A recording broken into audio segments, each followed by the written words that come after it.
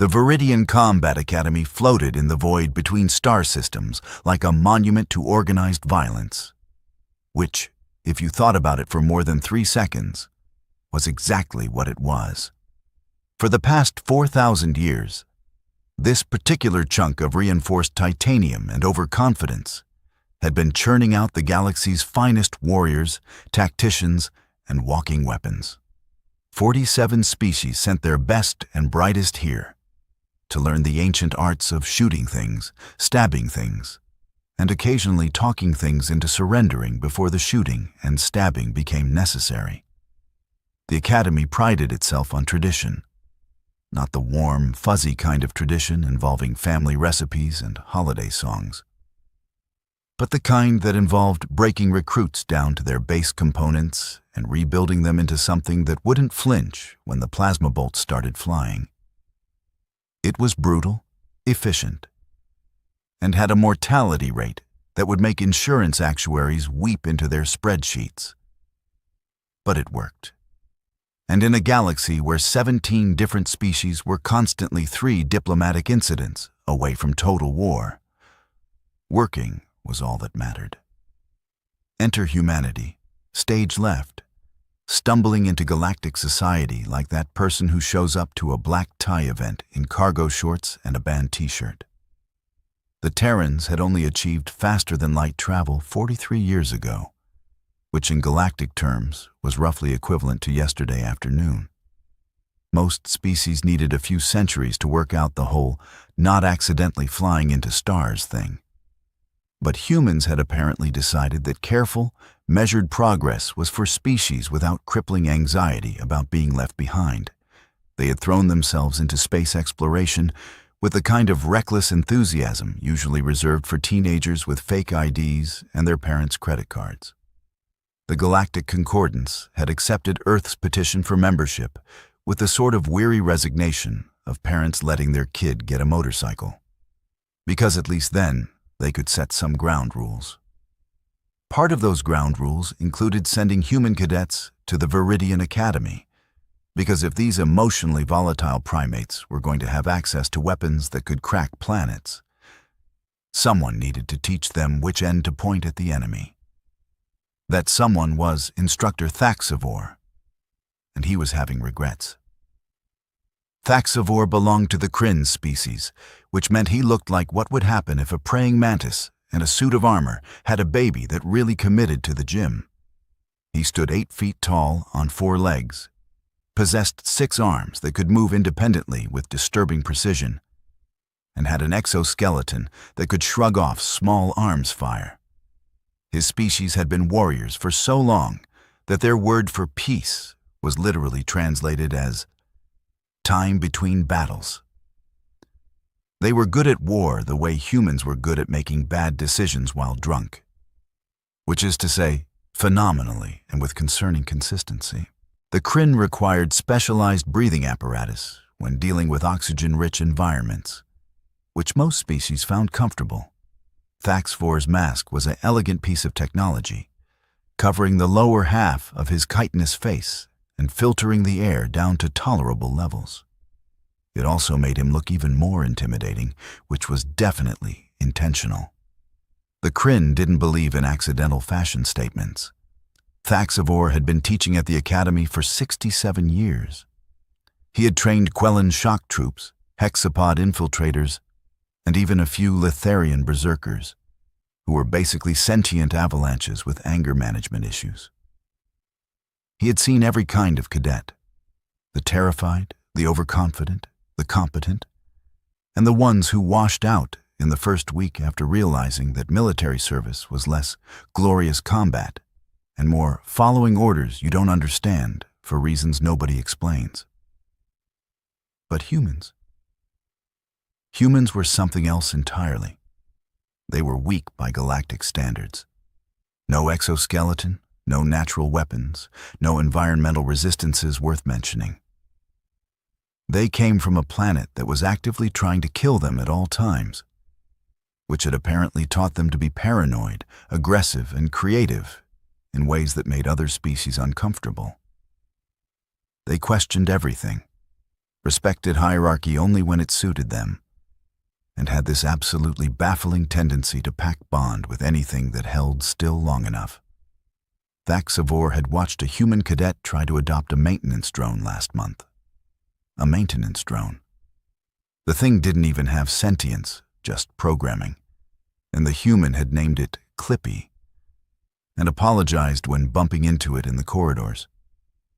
These were the beings now standing in his combat training hall, and Thaxavor wondered, not for the first time, if the galaxy had made a terrible mistake.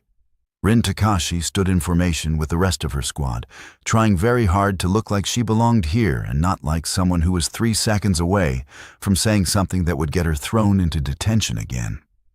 It was her 3rd week at the academy, and she had already discovered that keeping her mouth shut was significantly harder than any of the physical training. She was 24 years old, 5'7", and built like someone who had grown up in high gravity and learned to fight before she learned to read. Her hair was pulled back in a regulation bun that she suspected looked less military professional and more angry librarian. And her uniform was exactly as regulation as she could make it, because she was already pushing her luck in every other department. Rin had grown up on Tau Ceti Prime, one of humanity's rougher colony worlds where the terraforming had been 60% successful, and the remaining 40% was left as character building. She had learned to handle herself in bar fights, union disputes, and the occasional wildlife incident that the colony never put in the tourism brochures. She wasn't rich, wasn't connected, and hadn't gotten into the academy through family influence. She had tested in through sheer bloody-minded determination and a combat simulation score that had made the recruitment officer check his equipment for malfunctions. The Viridian Academy had seemed like an opportunity, a chance to see the galaxy, to prove that humans belonged among the great warrior species, to make something of herself beyond the mining colony where ambition went to die. 3 weeks in, she was reconsidering every life choice that had led her to this moment. Her squad consisted of 4 other beings, none of whom seemed particularly thrilled about the human addition. There was Kextal, a Letharian whose species looked like animated boulders and had roughly the same sense of humor. There was Prill, a Quellan who followed regulations with the fervor of a religious convert and had already filed 3 complaints about Rin's insufficient deference to command structure. The hexapod whose name translated to something like 17 winds across the northern plateau, but who went by winds because nobody had time for the full version during combat drills. And finally, there was Zeph, another human who had been at the academy for 6 months and had learned the most important lesson. Shut up, follow orders, and don't give them any reason to notice you. Zeph had pulled Rin aside after her first day and given her the unofficial human survival guide for the academy. "They think we're soft," he had said. "They think we're emotional, unstable, and probably going to wash out in the first month. So every time you argue, every time you question an order, every time you do anything except nod and say, 'Yes, instructor,' you're proving them right." Rin had nodded, filed that information away, and then promptly ignored it. Because here was the thing about Rin Takashi. She had a pathological inability to let stupid things go unchallenged. If someone was wrong, especially confidently wrong while in a position of authority, her mouth started moving before her brain could stop it. It was a character flaw. She knew it was a character flaw. It had cost her jobs, relationships, and now possibly her military career. But she couldn't seem to stop. Today's training exercise was zero-gravity combat simulation, which was exactly as miserable as it sounded. The squad was floating in a massive spherical chamber with randomized obstacles, trying to eliminate target drones while Instructor Thaxavor barked orders that seemed designed more to confuse than to help. Rin had studied the tactical manuals. She had run the simulations in her own time. She knew the optimal approach for this scenario involved spreading out to cover multiple angles and maintaining communication discipline to track drone movements. What Thaxavor was ordering them to do was bunch up in the center of the chamber like targets in a barrel, which was great if your tactical goal was die efficiently. She bit her tongue. She focused on her breathing. She tried very, very hard to just follow the orders. Kextal got clipped by a training drone, his shields flaring blue. Prill overcorrected her trajectory and slammed into a wall. Winds was doing fine because hexapods had been living in three-dimensional environments since before most species had discovered fire. Another drone came screaming out of nowhere, and Rin's instincts kicked in. She pushed off a nearby obstacle, rotated, and took the shot in one smooth motion. The drone sparked and died. "Cadet Takashi!" Thaxavor's voice crackled through the comms, and she could hear the mandibles clicking in his version of anger. "Did I authorize individual initiative?" "No, Instructor. But the drone was going to hit Winds, and I did not ask for explanation. I asked if I authorized your action." Rin felt her jaw clench. Through the observation window, she could see Thaxavor's massive form, all 6 arms crossed in a display of disapproval that worked across species lines. "No, Instructor." "Correct. When I want you to think, Cadet, I will issue those orders. Until then, you will follow directives precisely as given. Is this concept too complex for human comprehension?" And there it was. The thing that Thaxavor did. The casual little digs about species inferiority that he seemed to think were motivational. Maybe they worked on Kryn cadets who had been raised in a culture of ritual humiliation and combat hierarchy. Maybe they even worked on some of the other species who were used to instructors being casually cruel. They did not work on Rin Takashi. "Instructor, with respect, the tactical approach you've outlined has a 73% failure rate according to the Academy's own combat statistics from..." The comms went silent. In the observation room, Thaxavor had gone completely still, which was never a good sign with Kryn. When they stopped moving, it meant they were deciding whether to flee or attack, and instructors at the Viridian Academy didn't flee. "All cadets, return to the deck." His voice was very quiet, very controlled, which was somehow worse than the yelling. The squad exchanged glances. Zeph caught Rin's eye and shook his head slightly, a universal gesture of, "You've done it now."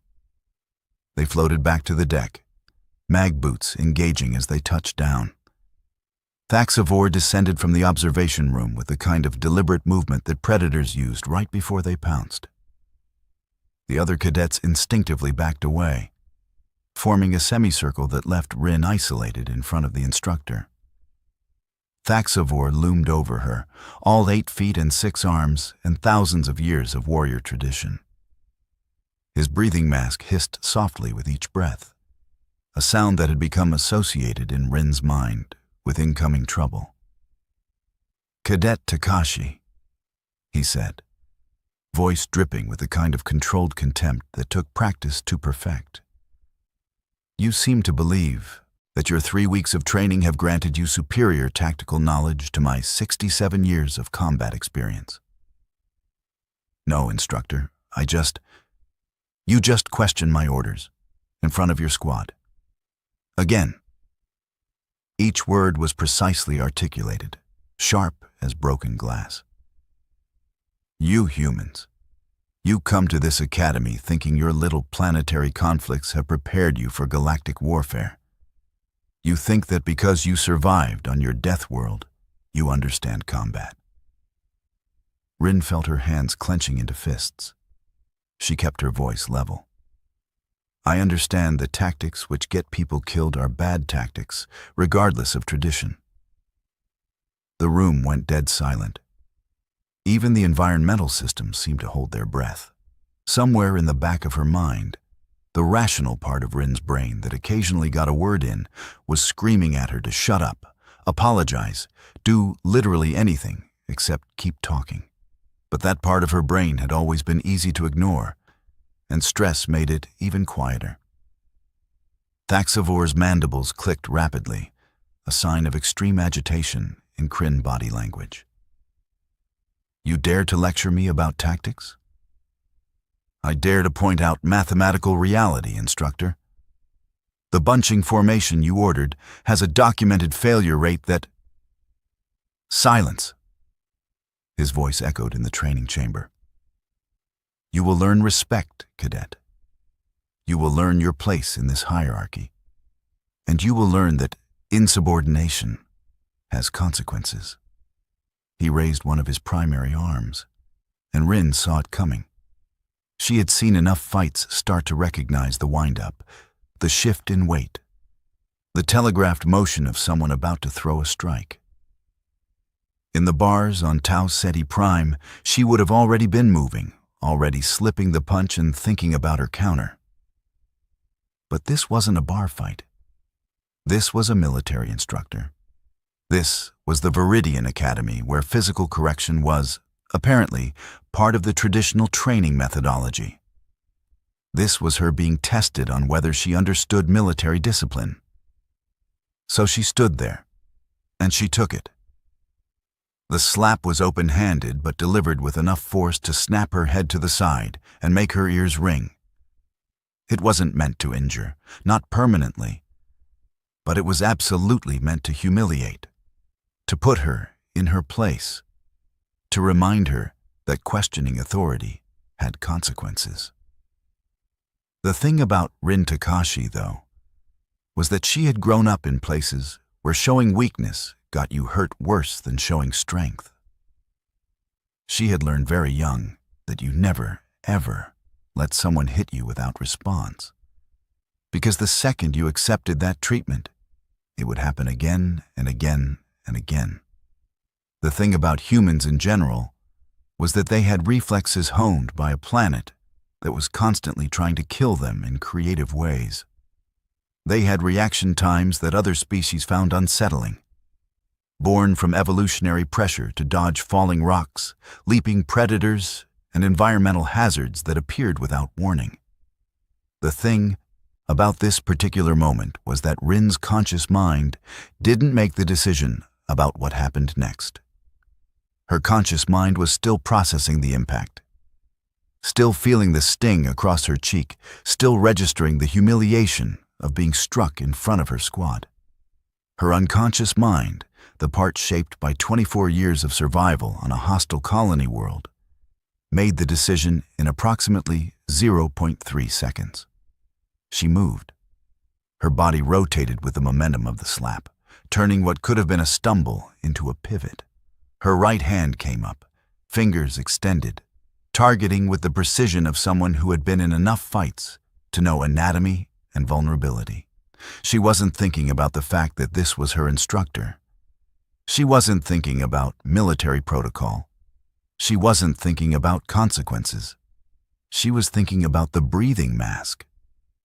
Kryn respiratory systems were sensitive to oxygen-rich atmospheres. That mask wasn't decorative or optional. It was necessary. And it was also, as Rin's hand discovered, more fragile than the armored exoskeleton surrounding it. Her strike was perfect. Not powerful, did it need to be, just fast and precisely placed. Her fingertips hit the filtration unit on the side of the mask, and the manufactured material shattered with a sound like breaking glass.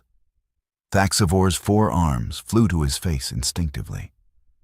The mask was venting atmosphere, alarm systems immediately screaming as sensors detected the breach.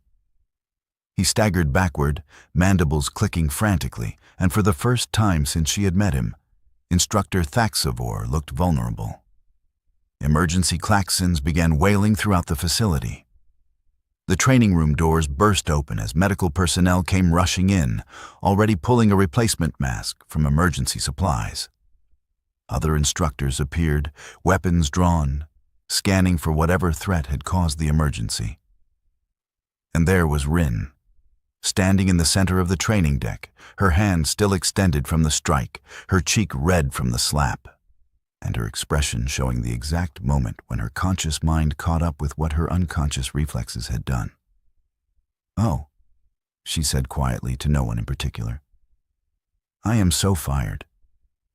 Thaxavor was surrounded by medical personnel, fitted with an emergency mask, his breathing returning to something approaching normal. But his eyes, compound and multifaceted and alien as they were, fixed on Rin with an expression that transcended species. It was the look of someone who had fundamentally miscalculated. The head of Academy Security, a Quellan named Commander Vixtara, materialized at Rin's shoulder. "Cadet Takashi, you are confined to quarters pending disciplinary review. Do you understand?" Rin nodded, not trusting her voice. As security led her away, she caught Zeph's expression. He looked like someone watching a traffic accident in slow motion, horrified but unable to look away. The rest of her squad was pressed against the far wall, very deliberately not making eye contact with anyone. In the corridor, as the doors sealed behind them, Commander Vix's Tara spoke quietly. "For what it's worth, Cadet, that was the fastest strike response time I have seen in 30 years at this academy.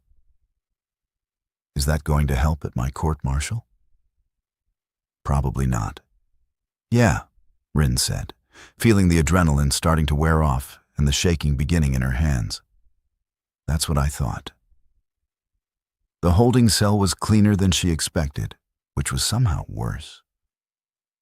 If it had been grim and medieval, she could at least have felt tragic and persecuted. Instead, it was well lit, temperature-controlled, and equipped with a comfortable bunk, which made her feel less like a wrongly accused victim and more like someone who had screwed up and was facing reasonable consequences. The disciplinary review board convened 36 hours later, which gave Rin plenty of time to replay the incident in her mind approximately 8,000 times and think of all the ways she could have handled it differently.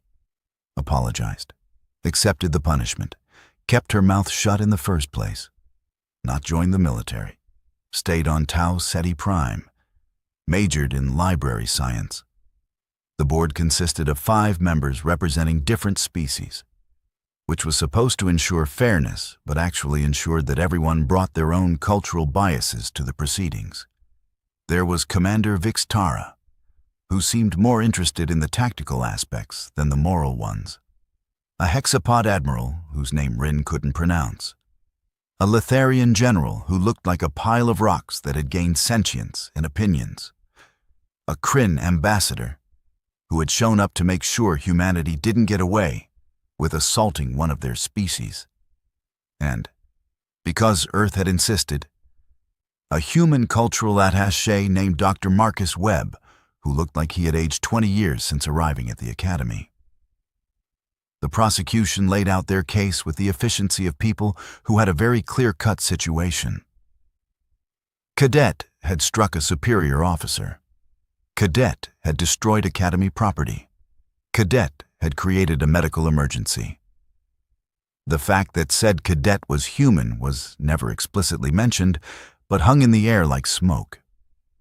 The defense, such as it was, consisted of Dr. Webb trying to explain human cultural context to beings who had very different understandings of appropriate behavior. "On Earth," he explained, voice weary with the weight of being humanity's designated explainer, "physical discipline has been largely phased out of our military structures. Striking a subordinate would be grounds for disciplinary action against the person doing the striking. Then humans have soft militaries," the Kryn ambassador said flatly, "which explains their performance in the last 3 conflicts. With respect, Ambassador, human forces have performed admirably in recent engagements. But we train through drill and repetition, not through physical punishment. Training through discomfort is traditional across most galactic species. the Letharian general rumbled, his voice like grinding stones. The cadet should have anticipated physical correction as a potential consequence of insubordination. The cadet, Rin said quietly from her seat, and 5 pairs of alien eyes turned to her. Did anticipate it. I took the hit. I didn't try to block or dodge. What happened after was reflex. Reflex, the Kryn ambassador said, making it sound like an accusation.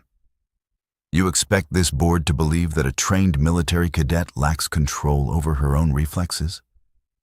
I expect this board to understand that when you hit someone, they might hit back. That's not a human thing. That's a basic action-reaction thing. Commander Vix Tara leaned forward, her scaled features unreadable. The recording shows 0.3 seconds between impact and your counterstrike. That is faster than most species' conscious reaction time. Exactly, Rin said. It was unconscious. I didn't decide to break his mask. My body just moved. Convenient, the ambassador said. Dr. Webb cleared his throat. If I may, I would like to submit evidence of human reaction times compared to other species. Humans evolved on a planet with significant environmental hazards. Our neural pathways are optimized for rapid threat response. A 0.3 second reaction to being struck is well within normal human parameters. The hexapod admiral clicked his mandibles thoughtfully. The question before this board is not whether the human could control her response, but whether she should have been in a position to need such control. Instructor Thaxivore initiated physical contact, which is standard disciplinary protocol, the Kryn ambassador countered. For Kryn cadets, the admiral said, not for species with different cultural frameworks. If we strike a being whose instincts tell them to defend themselves, we cannot be surprised when they do so. The Letharian general made a sound like rocks grinding together, which might have been laughter. So we should train warriors who will not defend themselves when struck? We should train warriors who understand appropriate contexts for violence, Commander Vix Tara said. A training yard is not combat. An instructor is not an enemy. Cadet Takashi failed to make that distinction.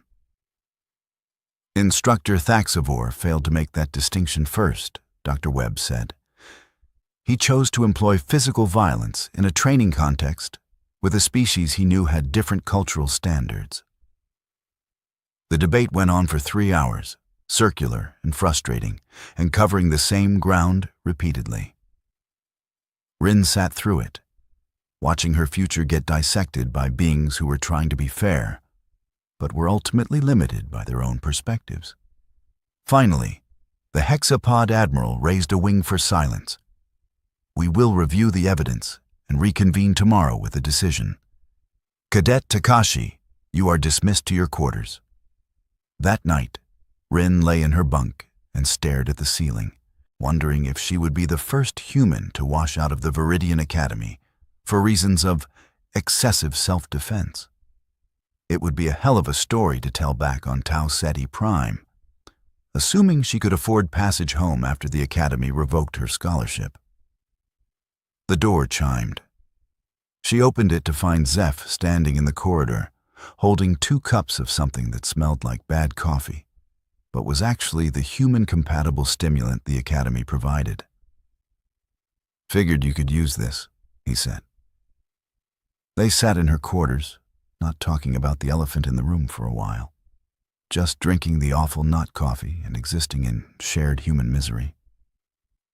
You know, Zeph finally said, when I told you to keep your head down, this is literally the opposite of that. Yeah, I got that. They're going to make an example of you, either by kicking you out or by coming down so hard that every other human cadet learns to just take whatever gets thrown at us. Probably. Was it worth it? Rin thought about that.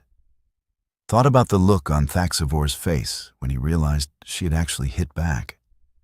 thought about the months of accumulated frustration with being treated as inferior, as soft, as a walking stereotype of human weakness. "Ask me after the verdict," she said. The board reconvened at Oder 800 hours. Rin stood at attention, trying to look like someone who accepted whatever judgment was about to fall on her head like a mature adult, and not like someone whose palms were sweating through her uniform. Commander Vixtara spoke first. "Cadet Takashi, this board has reviewed all evidence and testimony. We have reached a decision, though I will note it was not unanimous." Here it comes, Rin thought. Dishonorable discharge, probably. Maybe brig time. Definitely a black mark that would follow her for the rest of her life. "You are found guilty of striking a superior officer. You are found guilty of destruction of Academy property. These are serious violations of military discipline." Rin nodded, keeping her expression neutral. "However," the hexapod admiral continued, and that single word made her look up in surprise, "this board also finds that Instructor Thaxivor employed excessive force in a training context with a cadet from a species with documented different cultural standards regarding physical discipline." The Kryn ambassador looked like he had swallowed something unpleasant, but said nothing. "Your punishment is as follows," Commander Vixtara said. "Reduction in rank to Cadet 3rd Class, 6 months probation, mandatory anger management and cultural sensitivity training. You will be reassigned to a different training squad under a different instructor. Any further incidents will result in immediate dismissal." Rin blinked. That was not great, but also not the worst-case scenario. "Yes, Commander. Thank you." "Do not thank us yet," the Litharian general rumbled. "You are also being assigned additional duties in the Cultural Integration Office. You will help develop new protocols for training human cadets. Apparently, your species requires special handling." That last part was delivered with what might have been amusement, or might have been contempt. With Litharians, it was hard to tell. "As for Instructor Thaxivor," the hexapod admiral said, "he has been formally reprimanded for excessive force and removed from training duties involving species with significant cultural differences from Kryn standards. He will be reassigned to tactical theory instruction." The Kryn ambassador stood abruptly and left the room, which was probably the most diplomatic response he could manage. "This board is adjourned," Commander Vixtara said. "Cadet Takashi, report to your new training assignment at 600 tomorrow. Dismissed." Rin saluted and left before they could change their minds. The months that followed were not easy, but they were at least different. Her new instructor was a Vex-Tar named Commander Kavash, whose species looked like bipedal lizards and had a reputation for being pragmatic to the point of ruthlessness. He didn't believe in physical discipline because he didn't believe in wasting energy on inefficient training methods. His philosophy was simple: make the training hard enough that cadets didn't have energy left for insubordination. Rin discovered she preferred this approach immensely. Her new squad was deliberately mixed species, part of the Academy's new initiative to improve cross-cultural understanding. There was a Quellan who actually had a sense of humor, a hexapod who taught her 6 different ways to kill someone in zero gravity, and another human named Kira who had heard about that cadet who punched Thaxivor and immediately wanted to be friends. "You didn't punch him," Kira said during a training break. "You broke his mask, which is way better, more precise." "I did not punch him, and also we're not supposed to be proud of that incident," Rin said, but she was smiling. The cultural integration work was actually interesting. Turned out that humans weren't the only species that had issues with the Academy's traditional approach. Several others had been quietly struggling with training methods that worked fine for warrior cultures, but were counterproductive for species with different psychological frameworks. Rin found herself in meetings with Academy leadership, explaining things like, "Humans respond better to explanation than to orders," and "Maybe don't hit people if you don't want them to develop elaborate revenge fantasies." It was weird being treated as an expert on her own species. But at least they were listening. 6 months after the incident, she was reinstated to full cadet status. The probation note stayed on her record. But Commander Kavash wrote an evaluation that basically said, "This human is weird but effective. Would recommend for advanced training." Graduation exercises came around, and Rin's squad was assigned to a multi-day combat simulation in the asteroid field, outside the Academy. It was designed to be the culminating test of everything they had learned: tactics, teamwork, survival skills, and the ability to function under extreme stress. They were on day 3, supplies running low, nerves frayed, when the equipment malfunction happened. One of the training drones went haywire, its safety protocols failing, live weapons activating instead of training simulators. It came screaming around an asteroid with actual plasma cannons charging, and Rin's hexapod squadmate was directly in its path.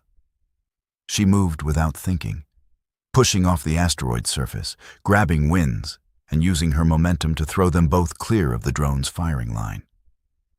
They tumbled through space, thrusters firing to stabilize, and Rin put herself between winds and the malfunctioning drone. "Rin, what are you doing?" Winds clicked frantically. "That thing you taught me," Rin said, "about using obstacles for cover in 3-dimensional combat. Watch." She led the drone on a chase through the asteroid field, using the rocks and debris to break line of sight, exactly the way Winds had shown her. Not the way the Academy manual said to do it. Not the way Instructor Thaxavor would have ordered. The way that actually worked. The drone, operating on damaged programming, couldn't adapt to the irregular movement patterns. It slammed into an asteroid and deactivated, alarms screaming as Academy response teams scrambled to locate the malfunction. In the observation center, among the instructors monitoring the exercise, Thaxavor stood watching the replay. His new mask was sleeker than the old one, more advanced, and his mandibles clicked in what might have been thoughtful consideration. Commander Kavash glanced at him. "Your cadet performed well." "She is not my cadet," Thaxavor said, but his tone was more tired than bitter. "No, but you trained her, even if you did not mean to." The graduation ceremony was held in the Academy's Grand Hall, with representatives from all 47 member species in attendance. Rin stood with her squad, all of them now commissioned officers in their respective militaries, and tried not to think about how far she had come from that first day when she had been too scared to admit she was scared. She was scanning the crowd when she spotted him. Thaxavor, standing in the instructor section, wearing his new mask and his formal uniform. He was watching the ceremony with the patient stillness of his species, and when his compound eyes met hers, there was a moment of mutual acknowledgement. She had broken his mask. He had learned that humans hit back. They were never going to be friends, probably were never going to respect each other's approaches entirely. But there was a strange understanding there. The galaxy was big enough for different kinds of warriors. After the ceremony, Rin was assigned to a mixed-species reconnaissance unit stationed in the Outer Rim. Her commanding officer was a Quellan who had read her file and said, "I see you have experience with cultural integration." "That's one way to phrase it," Rin said. "Good. This unit specializes in situations where standard protocol is insufficient. We need people who can think creatively." "I can do that." "I know. That's why you're here." 6 months into her posting, Rin received a message through official channels. It was a tactical paper published in the Academy's quarterly journal, authored by Thaxavor.